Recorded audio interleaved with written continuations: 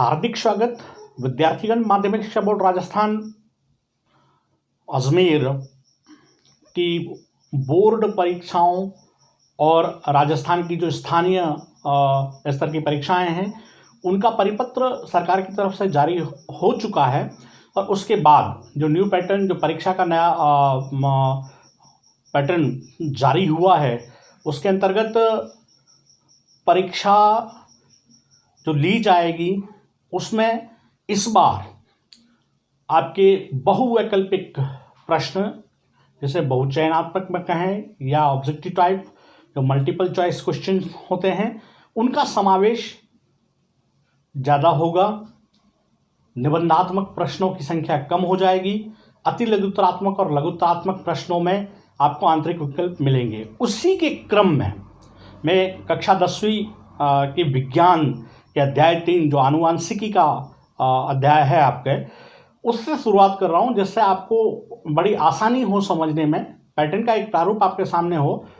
मैं आपको बताते चलूँ कि राजस्थान की पुरानी परीक्षाओं में ये पैटर्न था। पहले अ भाग आता था और फिर ब भाग आता था। अ भाग में बहुवैकल्पिक प्रश्न और रिक्त स्थानों की पूर्ति इत्यादि जो सवाल थे वो पूछे जाते थे। फिर धीरे धीरे इस पैटर्न, जैसे ही सत्रांक को जोड़ा गया, इस पैटर्न में कुछ बदलाव किया गया था।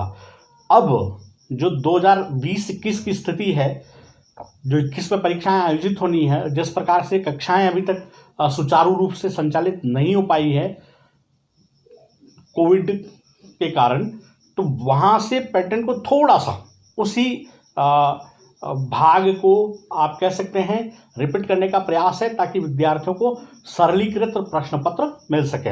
हम शुरुआत करते हैं इस बहुचयनात्मक प्रश्नों की एक अभ्यासमाला से। अध्याय 3 आनुवंशिकी बता दी मैंने आपको। जैसे पहला सवाल आपकी स्क्रीन पर है, आनुवंशिकी के जनक हैं, 4 ऑप्शन हैं, अरस्तु, अ ब सट्टन बावेरी, स जॉन ग्रेगर मेंडल और द कार्ल कॉरेंस। आपको एक सामने बॉक्स आएगा, उसमें अब सद में से कोई भी लिखना होगा। याद रखें, टिक करने का मार्क नहीं होगा, वहां आपको अपने हाथ से आंसर लिखना होगा। तो पहले देख लेते हैं इसका सही उत्तर क्या होगा। जॉन ग्रेगर मेंडल आपके इस प्रथम प्रश्न का उत्तर था। इस वीडियो को जब आप देखेंगे, कुछ आपको रोचकता के साथ देखने में आसानी होगी।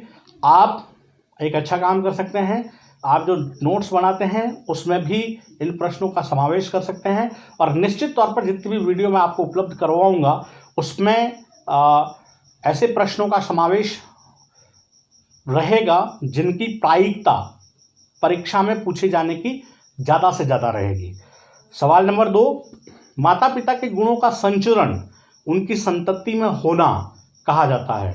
वे गुण जो माता पिता से उनकी संतति में स्थानांतरित होते हैं उनको हम कहेंगे अ आनुवंशिकी, ब आनुवंशिकता, स गुण स्थानांतरण, या द उपयुक्त में से कोई नहीं, मतलब इनमें से कोई नहीं। आपके सामने जो 4 उत्तर हैं, इसमें से 3 उत्तर दिए हैं और चौथे में ये कहा है कि इनमें से कोई नहीं, अब आपको चूज करना है। तो याद रखिएगा कि इसका उत्तर आनुवंशिकता होगा। मैं यहाँ एक क्लियर कर दूं आपको। आनुवंशिकी विज्ञान की वह शाखा है जिसके अंतर्गत आनुवंशिकता का अध्ययन किया जाता है। और आनुवंशिकता की जो साधारण परिभाषा है वो ये है, माता पिता के गुणों का गुणसूत्रों के माध्यम से उनकी संतति में स्थानांतरण होना आनुवंशिकता कहलाता है। प्रश्न संख्या 3, जॉन ग्रेगर मेंडल द्वारा प्रस्तावित आनुवंशिकी के नियमों के पुनर्खोजकर्ता वैज्ञानिकों का समूह है। आपको बता दूं, मेंडल ने आनुवंशिक क्षेत्र में अपने प्रयोग किए, प्रयोग को प्रकाशन के लिए भेजा, लेकिन दुर्भाग्य से उनका देहांत हो गया। देहांत के 35 वर्षों पश्चात उनके पुनर्खोजों को पुनः सिद्ध किया गया। मेंडल ने जब तक प्रयोग किए तब तक मेंडल ने एक फैक्टर, जीन फैक्टर को कारक माना, और माइक्रोस्कोप के आविष्कार के बाद जीन शब्द आया और 3 महान वैज्ञानिकों ने उनके ही प्रयोगों को पुनः खोज करते हुए, या आप कह सकते हो पुनः प्रूफ करते हुए, सिद्ध करते हुए उनके नियमों को उनके नाम से ही प्रकाशित करवाया। वो तीनों वैज्ञानिकों का जो समूह है, अब आपके जो 4 उत्तर हैं वो देख लेते हैं। Carl Correns, Hugo de Vries, Erich von Tschermak, क्या ये 3 थे? या फिर ब कार्ल कोरेंस, अरस्तु, एरिक वन शेरमैक, क्या ये थे? या स Knight, Hugo de Vries, Erich von Tschermak और d Carl Correns, Hugo de Vries और रस्का। तो आपको सही वैज्ञानिकों का एक समूह चूज करना है। देखते हैं आपका सही उत्तर क्या है। आपका उत्तर अ है, Carl Correns, Hugo de Vries, Erich von Tschermak. अगर आपने ये बताया है तो आपकी तैयारी काफी अच्छी चल रही है। मेंडल के एकल संकरण जो मोनोहाइब्रिड क्रॉस होता है उसका द्वितीय पीढ़ी मतलब F1 नहीं F2 में लक्षण प्ररूप अनुपात जो बाहर से दिखने वाला अनुपात क्या है? 1:2:1, 3:1, 1:3 या फिर 1:1:1। अब आप यहाँ पे अपना उत्तर अपने मन में छांट लीजिए और ठीक स्क्रीन पर मैं आपको सही उत्तर बता रहा हूँ, 3:1। प्रश्न संख्या 5, मेंडल ने अपने प्रयोगों के लिए मटर के पादप को ही क्यों चुना? क्योंकि मटर का पादप द्विलिंगी था और स्वपरागन और परपरागन दोनों के लिए उपयुक्त था। ब स्थान कम घेरने से प्रयोग के लिए आसानी थी। या फिर 7 जोड़ी विप्रयासी लक्षण मटर में पाए जाते हैं। द उपयुक्त सभी गुणों की उपस्थिति के कारण। आप अपना उत्तर तैयार रखिएगा, मैं स्क्रीन पर उत्तर दे रहा हूं। उपयुक्त सभी गुणों की, मैं आपको बता दूं, मटर के पादप का चयन ही मेंडल की सफलता का कारण था। और चयन क्यों किया था, इसमें ये तीनों कारण शामिल थे। प्रश्न संख्या 6, मेंडल के आनुवंशिकी प्रयोगों की सफलता का प्रमुख कारण माना गया है? अ गणितीय आंकड़ों का लेखा जोखा, ब मटर के पादप का चयन, स अ एवं ब दोनों कारण और द उपयुक्त में से कोई नहीं।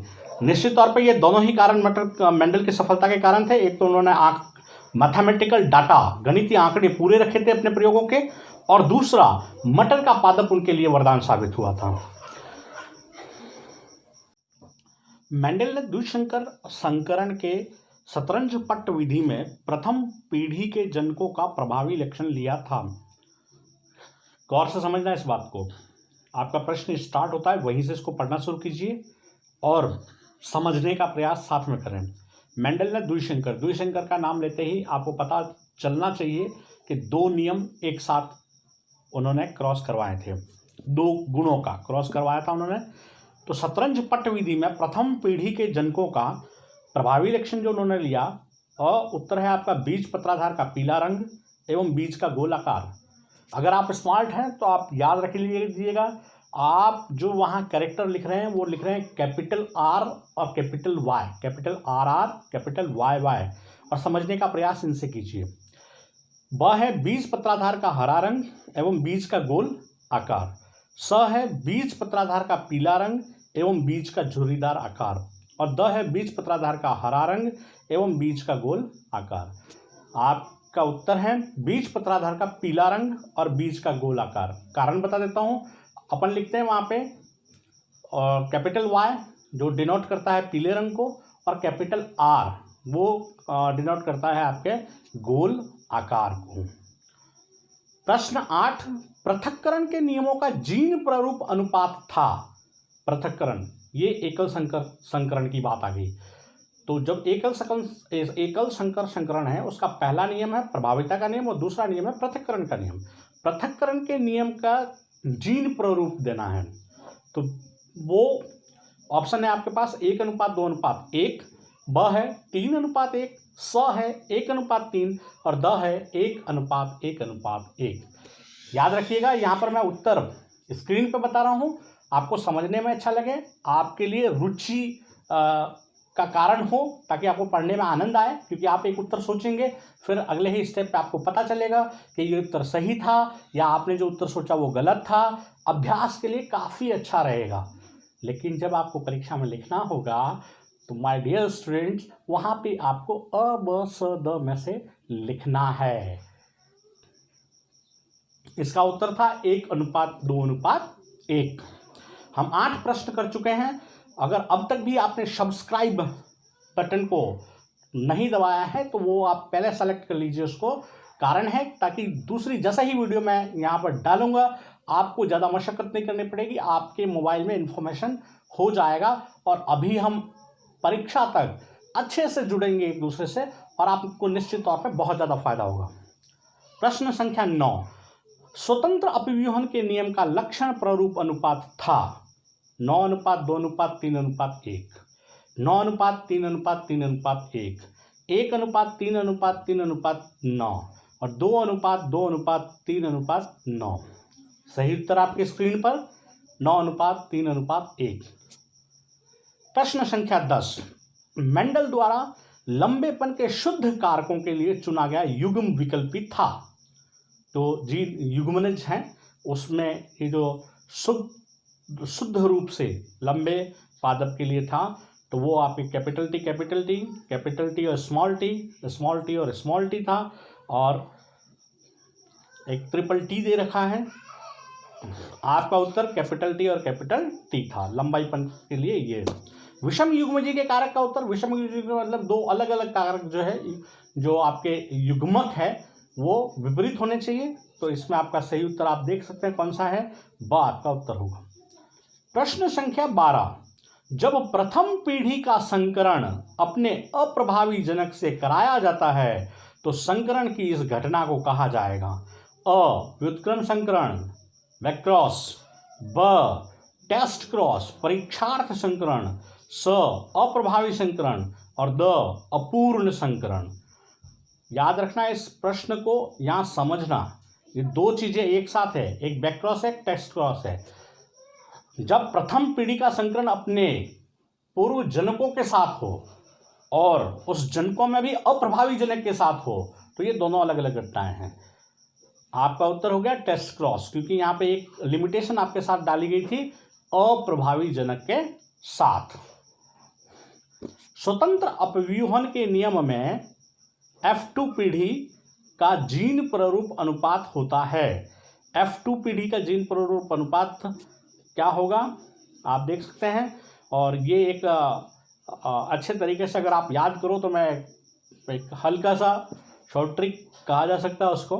देखिए 12 का डबल हो गया 24। अब 12 का क्या किया आपने, डबल किया है। कितनी बार किया है, डबल बार किया है, तो वापस 12 रिपीट कर दो। और जब आप 12-24 को 12 करेंगे तो आप स्मार्ट बच्चे हो जाएंगे और आप प्रथम स्थान पर आ गए हैं। तो ये ऐसे याद रखना है आपको, 12 उसका सीधा डबल 24, कितनी बार डबल किया, 12 को रिपीट करना है और लास्ट में आपको टॉपर बनना है क्लास का।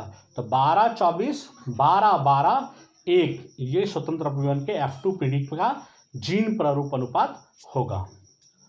प्रश्न संख्या 14, अभी तक आप सब्सक्राइब नहीं किए हैं तो कर लीजिए, बहुत अच्छा लगेगा आपको। जैसे ही नई वीडियो आपके सामने आएगी, हर एक पाठ की आएगी, बहुत सारे विषयों की आएगी और परीक्षा के पैटर्न से आपको समय समय पर अपडेट रखते हुए हम इस पढ़ाई को अनवरत जारी रखेंगे। बहुत मज़ा आएगा आपको और बहुत अच्छी तैयारी भी होगी आपकी। आनुवंशिकता के नियमों का अध्ययन विज्ञान की जिस शाखा के अंतर्गत किया जाता है वो है आनुवंशिकता, अभियांत्रिकी या इनमें से कोई नहीं। उत्तर है आपका आनुवंशिकी। और इसी वीडियो में मैं शुरू में इसको एक्सप्लेन कर चुका था। अगर आप बेहतर तरीके से इसको देख रहे हैं तो आपने सही उत्तर किया होगा। प्रभाविता के नियम में अप्रभावी लक्षणों के युग्मनज के कारक हैं। समझिए इसको, थोड़ी सी भाषा इसकी टफ हो गई है। प्रभाविता के नियम, जो पहला नियम था मेंडल का, उसमें अप्रभावी लक्षण, जो लक्षण प्रभावी नहीं हो पाए F1 पीढ़ी में, उसके युग्मनज का कारक आपको छांटना है।